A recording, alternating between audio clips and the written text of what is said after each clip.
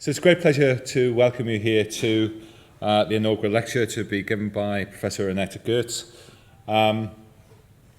As many of you have heard me say before, inaugural lectures are very important to this university, and I think in terms of to the academic endeavour altogether. Keele is, I think, now one of the few universities that maintains them in this sort of form. A lot of universities have let them go by the way.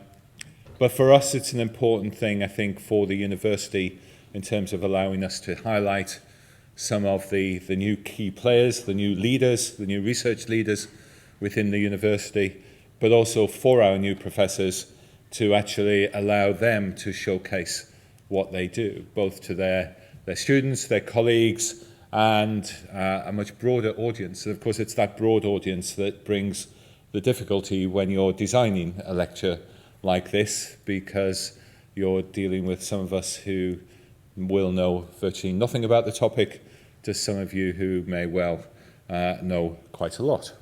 So it is a great pleasure to welcome Annette here for her inaugural this evening. Annette received her MSc and her PhD from the Technical University in Darmstadt in Germany with a PhD in 1995. And she continued working there until 2001. After that, she was appointed an assistant professor at Halle University in Germany, and then worked on and was the managing director of the TU Darmstadt Energy Centre before moving to South Africa and Rhodes University. And then she moved to the University of Pretoria as head of Geology department and full professor of sedimentology and energy resources. In 2015, she moved here to Keele as our chair of geology. As you might expect, the descriptions I have of some of Annette's work contain an awful lot of big words with lots of letters in them. But fundamentally, the work early, I think, in her career as a carbonate sedimentologist, really a lot of work that was certainly highly relevant to various aspects of the economy, and certainly the socio-economic importance of some of her work started to come through quite quickly. A whole series of different, then slight deviations away from that original work, but then culminating, I think, still in the interest in geothermal energy and also the interest in climate change, both of which I suspect that you will touch on in some detail this evening. So it's not me that you want to hear talk about this.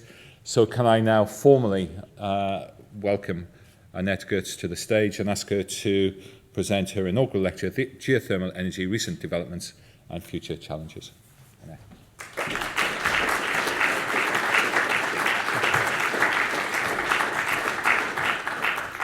Thank you very much, Trevor, for the introduction, and welcome everybody to my inaugural lecture. I'm very pleased to welcome everybody, students, staff, alumni, and guests of the university. And my title is Geothermal Energy, Recent Developments and Future Challenges. As we all deal with energy and the supply of energy, and it is in this century and in the next decades, I guess, especially for geoscientists, a very challenging topic to supply the societies in the first world countries, but especially in those in the developing countries with energy, because everybody wants to use a car, wants to have a cell phone, wants to use computers, and we are actually already 5 minutes before noon, and it's time to think about how we can change our energy mix from going away from mainly fossil fuel based into other energy sources. However, it's not an easy task, and it's not just switching from fossil fuel to renewables, what some people would like to do. Then we could go back to the bush and do our prize. This is not working. It needs technical investment, and it needs research, and geothermal energy is only one renewable energy, and this is where the geologists are mostly involved, and this is why we deal with that kind of renewable energy. And I want to give you an overview in the next 40 minutes about what's going on at the moment, where we stand, where we will go, and But first, let's start with some historical aspects. Of course, geothermal energy is the thermal energy existing in the subsurface, and that was recognized very early in the history and is already mentioned in the literature in, for instance, the classic literature by Plato, where he mentions the streams of fire below the earth. And if you read the Bible, you will also find some quotes about the big fire streams beneath us. And of course, that's part of the devil, some people might think, but it is also mentioned as important for those people who read the Bible. But then it is actually the 19th century where a lot of things happened, and it is good old Alexander von Humboldt who actually took the first measurements during his trip to South America 200 years ago, where he took a travel thermometer, and by analyzing caves, he was actually interested in completely different things, he measured that there is an increase and a rise in temperature in depth, and that was actually the first time where it was recognized that there is something like a geothermal gradient. However, it took then some other 20 years to do the first accurate temperature measurements, and that was done in Germany, in northern Germany, close to Berlin, in a salt dome. The northern part of Germany is characterized by huge salt resources, and it was in a drill hole, at that time the deepest, with 1,200 meters, where one could actually define the geothermal gradient as we know it from today. And then subsequently, the definition of heat flow density was put into literature, and that is, of course, a value that is varying depending on the geological setting. You have parts on our Earth that are cooler and others are hotter, depending what kind of rocks and also what kind of different basins, graben settings appear. So this is a little bit a kind of variability. But anyway, this dates all back to the 19th century, where the geothermal gradient and heat flow was already defined. Technical use was also already mentioned by Count of Cotta in the 19th century, where he suggested the technical use of geothermal energy, and he mentions even that in the near future, whatever that is, 10 years, 50 years, 100 years, geothermal energy might be an important role for the benefit of humankind. And he even goes that far that he says in the second paragraph, you might heat houses and machines once fossil fuels are depleted, and then, however, the heat of the earth is definitely the last resource. Strong words which we have to face today, because we are going in that direction, that fossil fuels might be depleted soon.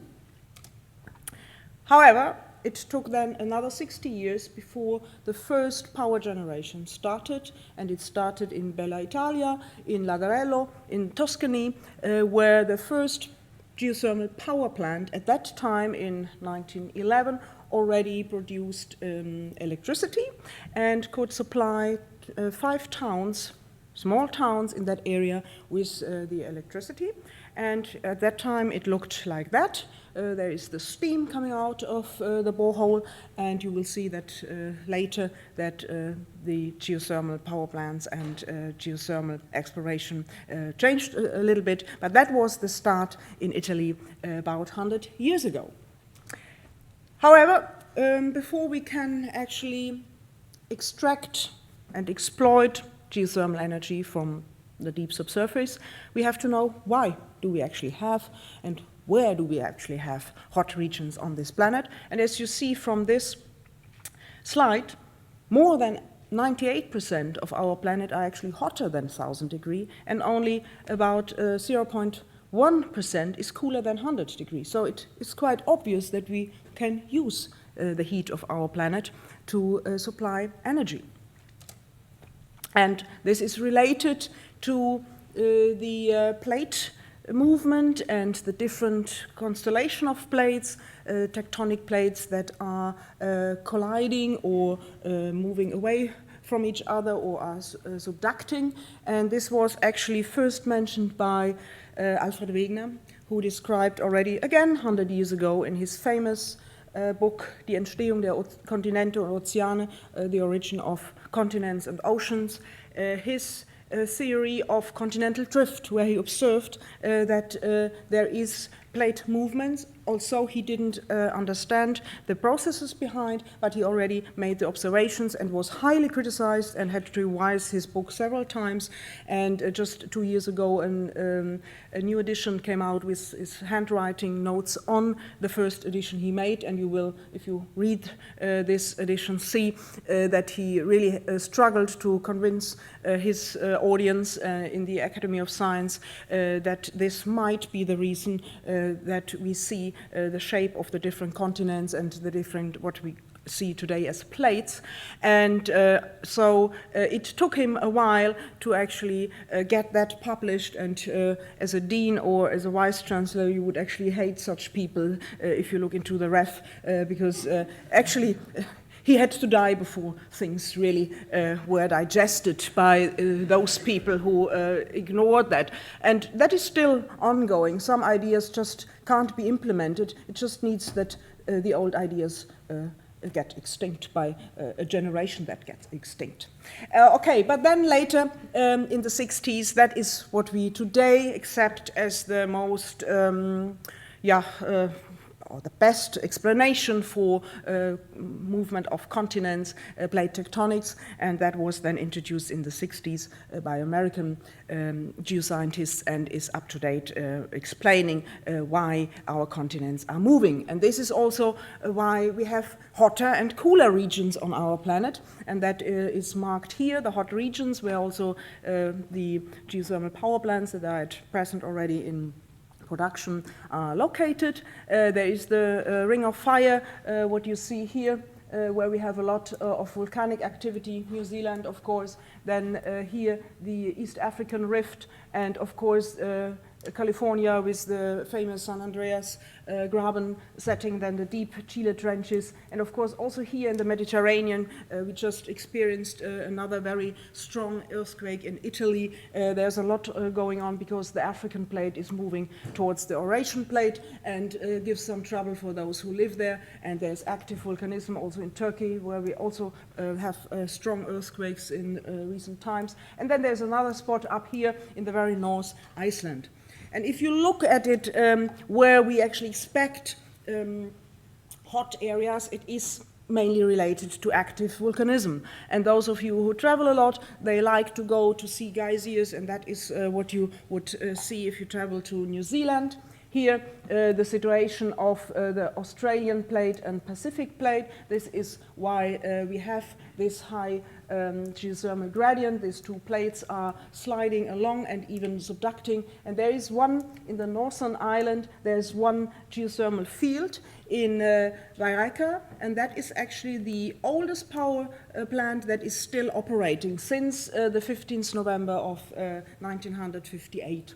So that is since that time in operation, and belongs to the oldest power plants anyway, besides the early ones I mentioned in Italy, in Ladarello. Another place to go to see geysers and to actually experience recent volcanism is on Iceland, and again here we have a lot of power plants that are producing, and the entire island is actually getting energy supply from these power plants. And there is huge drilling projects going on. One drilling project a couple of years ago drilled into the magma chamber, and all the drilling device, of course, just melted away in front of the eyes of the geologists and material scientists. There will be another one in the near future. So these are areas where you really expect that is where we will go to exploit and produce geothermal energy. However, as you see, most of our planet, this is areas where it's not such a hot place, and that are areas where we have quite high population, and so we have to think about what can we do there. And it's not only the so-called high enthalpy regions where you have volcanic activity, where you can extract geothermal energy. It's also very deep sedimentary basins. Just going deeper, you will reach horizons where we have a high geothermal gradient and where we get the temperatures that we can use to actually produce, in the end, power or at least heat. And this is why in the last couple of years, the focus of research is mainly also on these areas where we have deep sedimentary basins and how we can extract geothermal energy from these areas. If we see the broader picture and how we use energy and the consumption in general, then we see that still 75% is based on fossil fuels, and that is coal, gas, and oil, and that won't change in the near future. That's just a fact we have to know. And then you see, if we look into the renewables, that is just below 1% so far. And geothermal is one of the others mentioned, solar, wind, and biomass, for instance. So there is a long way to go, and that needs really to be addressed in the next years. And if you look into other diagrams, you will see this is where we are at the moment, 2016. And from the prognosis, we see that coal, gas, and oil will actually reach a plateau and is still part of the energy mix. There is no way out. And then nuclear will also stay quite on a plateau. Then there might be biomass increasing. And then there comes this other renewables, which I will later show in another slide what that means, which shows that there is an increase in the next decades, but that needs to be addressed to, in the end, look into the future energy mix that includes all the different kind of primary energy resources. We can't just switch from fossil fuel to renewable. It's just not working, and especially in developing countries where we still have to rely heavily on coal and can't just go away from that technologies. It is actually the privilege of developed countries to play around with renewables because we can afford it. In other countries, we still have to use the much cheaper fossil fuels, and one has to say even nuclear power, which is the cheapest and in many cases the most safest and environmentally friendliest. So one has just to say that. And So what sources of renewable energy are technically exploitable? Hydropower, geothermal, wind, solar, photovoltaics, and biomass. And of course, there is at the moment a lot going on in the wind and in the solar industry. And that is, of course, something that is not always available, and this makes it also from the base load difficult, because if the wind's not blowing, you can't get energy out of it, and if the sun is not shining, you also can't get energy out of it. But geothermal energy is actually available everywhere and all the time. So this makes it quite interesting. And this is why we see here what I mentioned, solar electricity, that is seen as making the biggest jump in the next decades, and then also wind.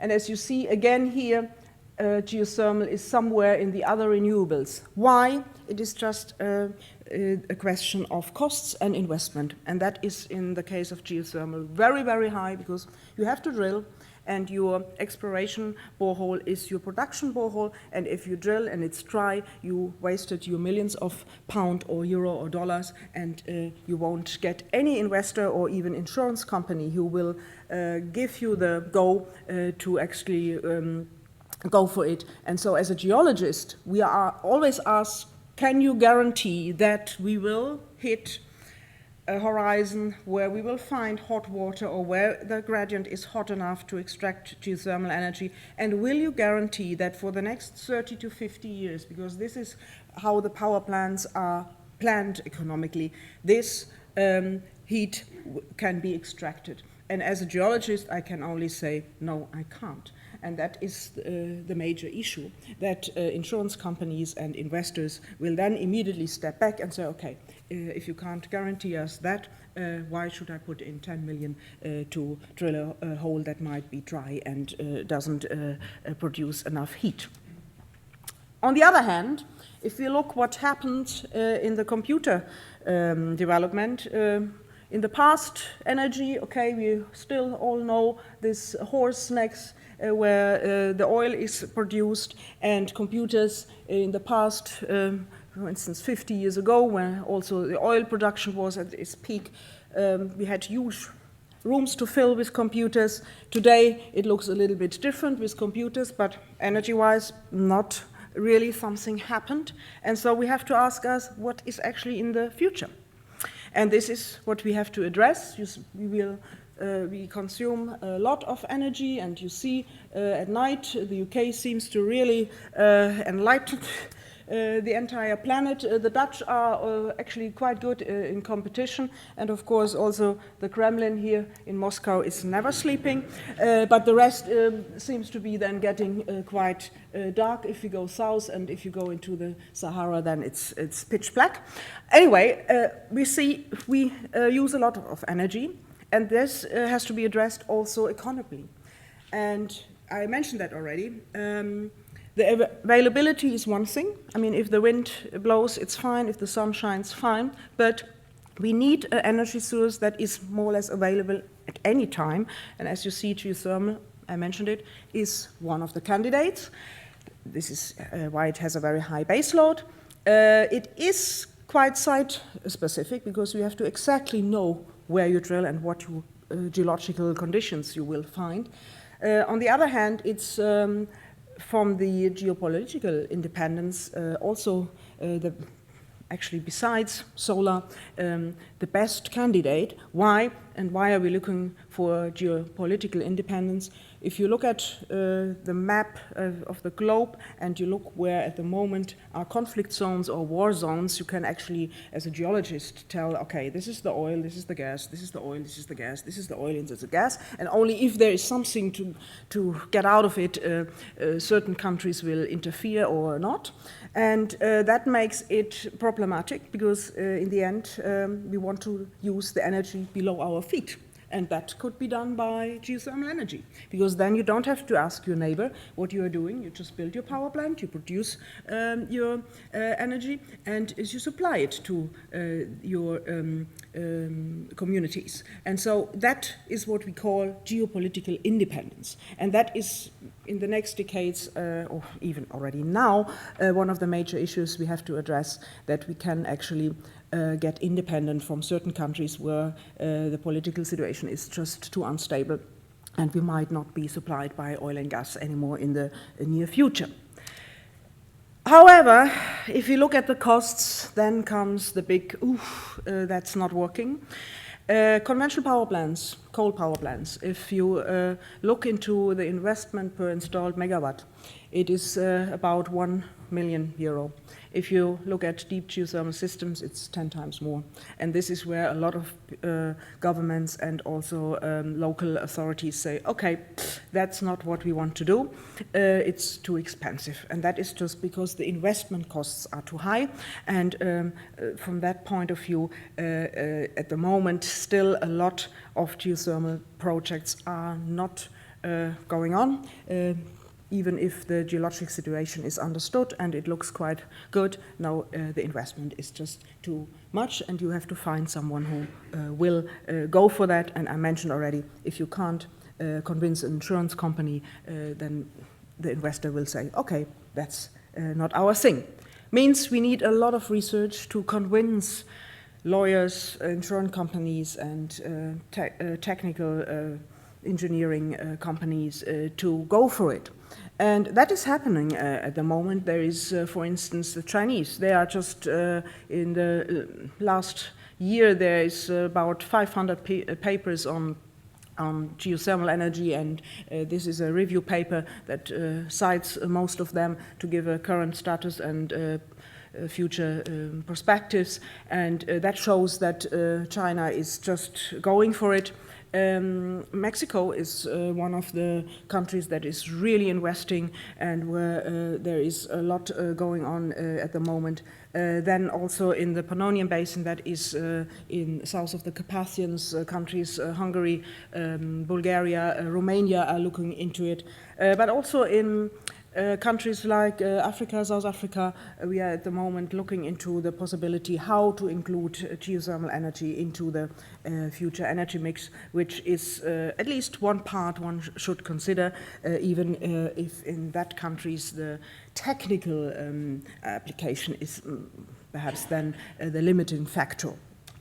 And if you look into the top 10 geothermal countries, it's quite obvious, of course, those with high geothermal gradient related to volcanic activity are leading: Indonesia, the Philippines, Turkey, Kenya in the East African Rift Valley, quite leading, Mexico, New Zealand, I mentioned that, Iceland. But there's also a lot of projects that are just planned and permitted, and you see something is going on. Also in the States and especially in Ethiopia. That is amazing how they develop at the moment in the African Rift Valley. So there is things going on. However, characterization of such a reservoir is the first step to be successful. And in the end, we don't want to reinvent the wheel, because what we do is, when we characterize a geothermal reservoir, we actually use what also in the hydrocarbon industry is used. We look for high porosities and permeabilities. That is one of the most important points in the subsurface, to find rocks that are permeable. And there are some other issues that are different in geothermal reservoirs. The reservoir rock is the host rock, so we drill into the host rock, whether in hydrocarbon reservoirs, in a conventional reservoir, the reservoir rock is not the host rock. Of course, in geothermal reservoirs, we look for high temperatures. That is not the case in hydrocarbon reservoirs. We might have a low to high reaction rate with water in geothermal reservoirs, what we want to avoid in a hydrocarbon reservoir. We look for a good connectivity with faults where fluids can flow. This is what we want to avoid in hydrocarbon reservoirs. And there are other parameters like the thermal conductivity that should be high in a geothermal reservoir and low in a hydrocarbon reservoir. And in a hydrocarbon reservoir, we need a cap structure that the oil and gas is not migrating.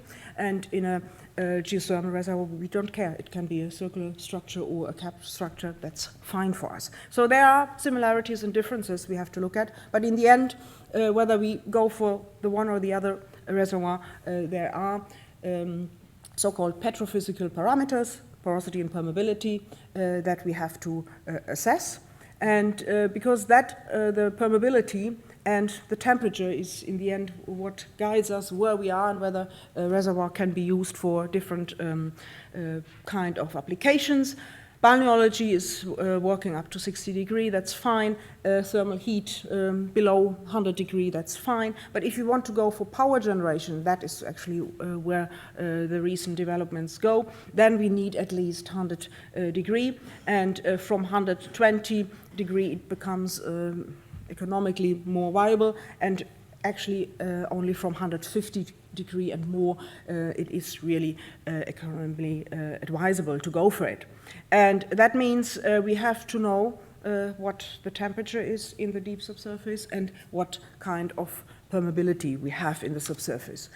And the cheapest and cost-effective way to do that is first to study this in outcrops, means we look at rocks that are exposed at the surface to analyze these petro and thermophysical parameters before we even drill or do seismic analysis, which are very costly and might need further planning. So what we actually do, we go into quarries or active or abundant quarries and drill this is a hand drill machine, this course, and you see already this is a limestone that is highly fractured, which is a good sign that might be used where fluids can flow. And then we go in the lab and we have to measure permeability and thermal conductivity. Permeability is measured with a gas permemeter, where we just press gas into the sample and let it flow and let it calculate by software that gives us exactly the permeability. And for the thermal conductivity, we use a so-called thermal scanner. And what this thing does is best to see here. You have a heat source, and before the heat source, you have a cold sensor, and after the heat source, then the hot sensor. And you have a sample, which is, for instance, a sandstone. And for a sandstone, you know that most of the sandstones are very rich in quartz. So as standards where you know the thermal conductivity, you might choose quartz. If it is a limestone, you might then choose marble to actually get a rough idea where you might, where your values are. And then you just heat up the standard and the sample. You have your lab temperature, that is the blue line, about 22 degrees, and then you have the difference when this standard and the sample is heated by this heat source, and from the difference you can then calculate with the software the thermal conductivity, which gives you then one of the most important parameters. And why do we scan it? Because in the end we want to actually see the data from the points where we measure the permeability, which are then corresponding to the thermal conductivity calculations, to in the end know exactly where we are and why we have, for instance, a peak here, and why the thermal conductivity is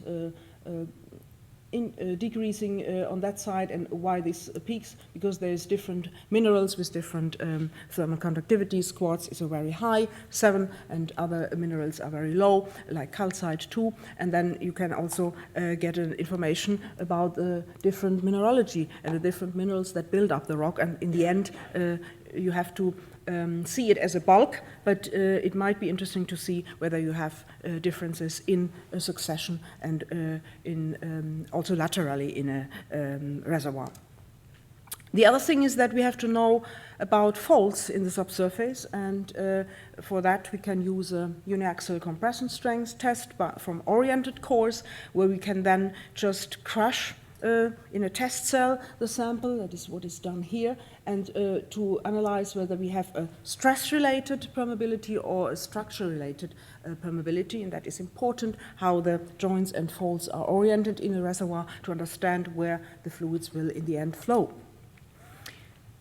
Then what we need to do is to calculate the heat in place, and that is the first step, and all the parameters we measured in a lab and the information we got from geological maps and from other sources are then used to calculate or to the heat in place by looking at the specific heat capacity, which we can measure by calorimetry or calculate by our data we got from the thermal conductivity and diffusivity.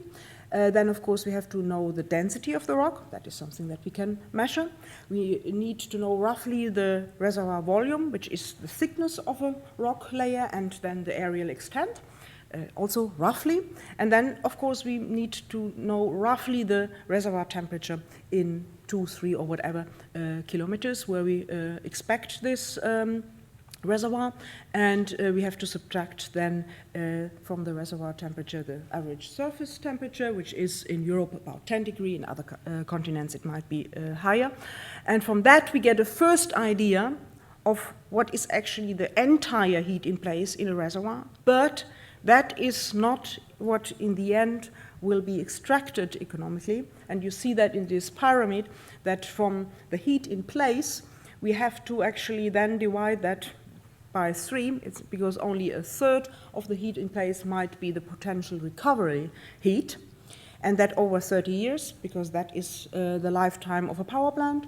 And if you can then go further from the potential recovery heat, there might be even less that is technically recoverable, and from that there might be even, if you then look into the costs, only a little part left that might be economically recoverable.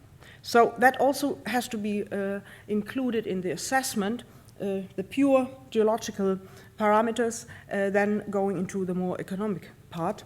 And this is why Dutch colleagues published in 2014 this techno-economic model where they actually lay out, okay, the heat in place, that is the theoretical capacity, then the potential recovery heat is the theoretical potential, and the technical recovery heat is the technical potential, and then it comes in the end to perhaps what is left from the calculated heat in place, perhaps 10%, that is economically visible. So again, it is in the end a cost factor, and the geologist will give you a number, but in the end, the economist has to decide whether it's viable.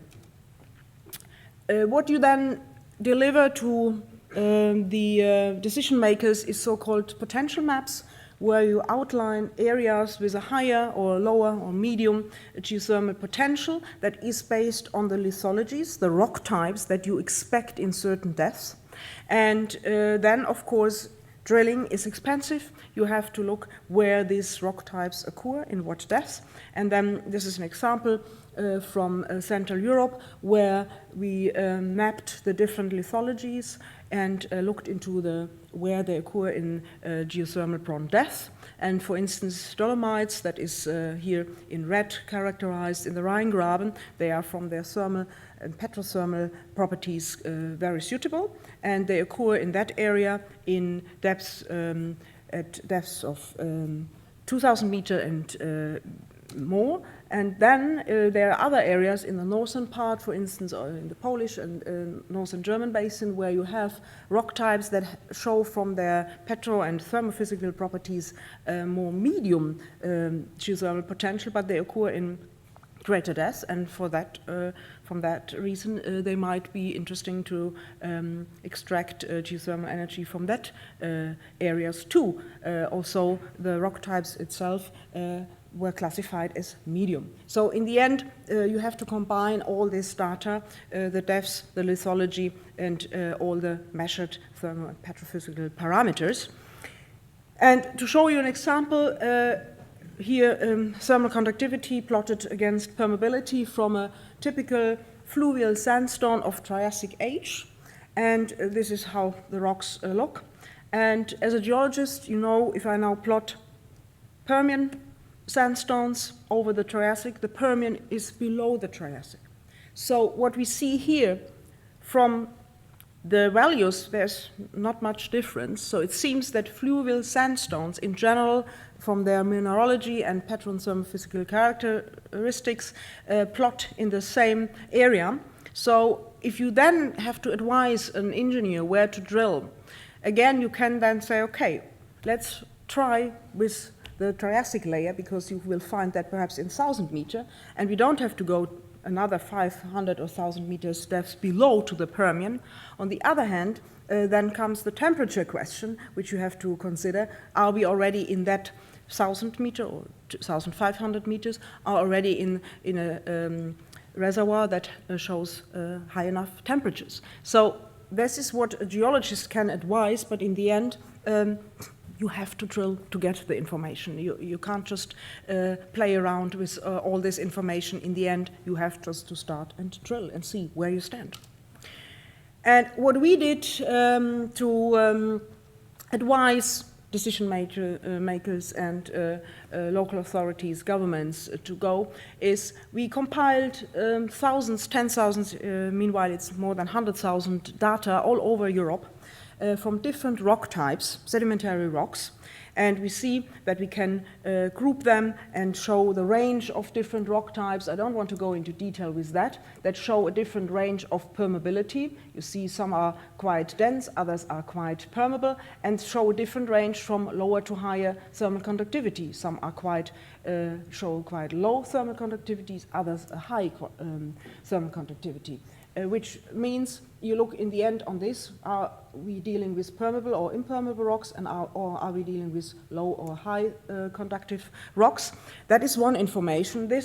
So this noisy diagram is already translated into a more, say, clearer view, which is still for an engineer not what they want to see, because they don't want to see all these geological terms, and I'm sure some of you also would say, what does that mean? So in the end, you have to break that down, because what an engineer is interested is in the end, are we here where we have conductive heat transfer, or here on that side where we have convective heat transfer, means are we in a permeable rock where the hot water is flowing, or are we in a dense rock where we deal with a hot dry rock reservoir where we have to stimulate and look for fracture systems to get heat out of the subsurface. And again, that is still too noisy with all the names, and in the end we just simplified and said if you are dealing with limestones or sandstones or granitic rocks, magmatic rocks, that is where you go. If you have this kind of rocks, you are in that area. If you deal with deltaic or coastal sandstones, you are here. If you are dealing with fluvial sandstones, for instance, you are on that side. That gives you a rough idea already where you might have to stimulate, means to enhance a system, or where you might be sure that the rocks are permeable enough that you can just extract the hot water from the subsurface. That is one thing what you can do to advise engineers. On the other hand, we have to validate this data because what we measured is all under lab conditions, 20-degree lab condition and oven dried. And that is not the condition down there in 2, 3, 4, 5 kilometers. There we might have water-saturated rocks, we might have rocks that are completely dry, and this is why the easiest is just to use transfer models where you calculate it, but you can also validate it by measuring. And this was a high pressure, high temperature triax cell that we patented some years ago with a company who built that cell, where we can simulate the reservoir conditions in 2, 3, 4 kilometers by putting the pressure on the sample. That is the sample, and we put pressure from the top and the bottom and from each side, so that we have the conditions like in the subsurface. So sigma 1, sigma 3, and sigma 2 would be into the wall. And then we can also let fluids run through to see what minerals are altered by different fluids, and new cements that might block porosity or open porosity. And in the end, we can, this is the pressure range and the temperature up to 200 degrees. So we can actually simulate then reservoir conditions of reservoirs in 2,000 or 3,000 meters, which gives us then a very good idea whether our data which we want in the end to fit in a 3D reservoir model fit into our prognosis. Future challenges. We are in many cases dealing with very dense rocks that are impermeable, and we might not get just out hot water easily. So in the end we have to stimulate the reservoir, and that means we have through injection well press cold water into the reservoir, and in the end stimulating means fracking. No one wants to use this word nowadays, but it's just that what we do. And if you want to be a little bit more, say, politically polite, you say enhanced, engineered or stimulated system, but in the end what we do is fracking, and then the hot water will be through a production well then extracted from the reservoir. All these fractures here, that looks like there's a huge holes in the subsurface. No, it might be on the nano and micro scale, and even that helps to enhance dense, say, claystone or limestone, where you don't have any permeability from the pore space that might be filled with cements. So in the end, we are also dealing on the nano and micro scale and not on huge fractures in the subsurface. This means it is quite a multidisciplinary approach to actually investigate such reservoirs, and that includes more or less all disciplines in geoscience. We need a geophysical survey, means we need the seismic data to first see what's actually from the larger structures going on in the subsurface. We need to know about the geochemistry, mineralogy and petrology, how cements might be altered, and we need to know about the sedimentological properties, hydrogeology, because in the end our approach is like looking for groundwater. We just look for hot water. So in the end it is also a hydrogeological topic, structural geology, which is part of interpreting the geophysics and the seismic survey, and also microbiology and environmental science. Why? We will also deal with in the first 300-400 meters with aquifers that are used for groundwater extraction. And in this part, of course, if we use waters from the greater depths and that are hot waters, and if they might then be in contact with aquifers where we extract our groundwater, that might change completely the microbiology, and this is then an environmental issue where even for these geothermal wells, before we even start, we have to do proper environmental assessment, because there are impacts on the subsurface and even on the lower subsurface where we have aquifers that we might hit when we extract the hot water from the deeper subsurface. So in the end, again, what we will do in the future, we will first look into these fractured reservoirs in outcrops, where we can have get an idea from the surface what we might expect in the deeper subsurface. And you might say, okay, here you have all these fractures, but in 2 or 3 kilometers they might all be closed. You will be surprised, even in 5 and 6 kilometers there are still open fractures and they're not all filled. It's worth to look into the surface outcrops to understand what we might expect in some kilometers depth. Outlook, just to show you what is going on at the moment. There are countries that are already have quite installed capacity, like in the US or Kenya. Look here in the East African Rift Valley. Of course, I mentioned here the Philippines is leading, and New Zealand and Iceland, of course, Japan. And then there are other blue patches where in the future there will be more research to investigate the potential. And there are, of course, a lot of gray patches where nothing so far has been done, and more research is needed to look into these kind of energy resources. But as we see, it looks quite good. If you look at Europe, Italy is still, since 100 years, leading in geothermal energy, and there are other countries that are looking into France, Germany, and Austria, and that is shown here on that map. If we look closer to the European geothermal potential. Here, the Pannonia Basin, that is the Carpathians, the Alps, and this is Hungary, Romania, and Bulgaria. There's a lot of research going on. And then, of course, the Alpine morass basins in the north, Austria, Germany, Switzerland, and in the south of on the Italian part. Then there are already power plants in the northern German basin and in the Upper Rhine Valley, where we have quite a high geothermal gradient. The Paris Basin in France, carbonates, limestones are at the moment assessed for using in 2, 3, 4 kilometers. And of course the question mark is what's actually going on here. Yes, we can. The BGS already identified areas where we have sedimentary basins and also granitic rocks where we can extract geothermal energy in the near future. And I'm sure that in the next years we will develop, in collaboration with the BGS, some of the colleagues are here, more ideas to develop the use of deep geothermal energy in the UK. What started in Italy 100 years ago, that is how it looked. Quite relaxed with some hot steam, and I can convince you it's not only hot steam. We might go into that, and you might see in the near future more of these wells also here in the UK. Thank you very much for your attention.